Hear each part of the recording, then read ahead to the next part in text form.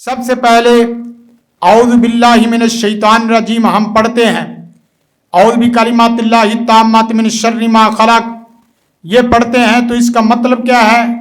طلب العود، پناہ مانگنا اور نجات مانگنا، ایک قلعہ نما حصار مانگنا، اللہ کی پناہ، اللہ کی نجات اور اللہ کی طرف سے ایسا قلعہ مانگنا کہ جس قلعے میں آ کر آپ داخلی شر سے بھی محفوظ ہو جائیں اور خارجی شر سے بھی محفوظ ہو جائیں، اپنی ذات کے شر سے بھی محفوظ ہو جائیں، دوسروں کی ذات سے بھی آپ باقاعدہ محفوظ ہو جائیں۔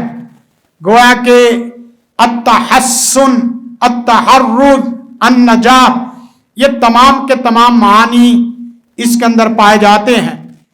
زندگی شعور سے، الحکمہ انٹرنیشنل۔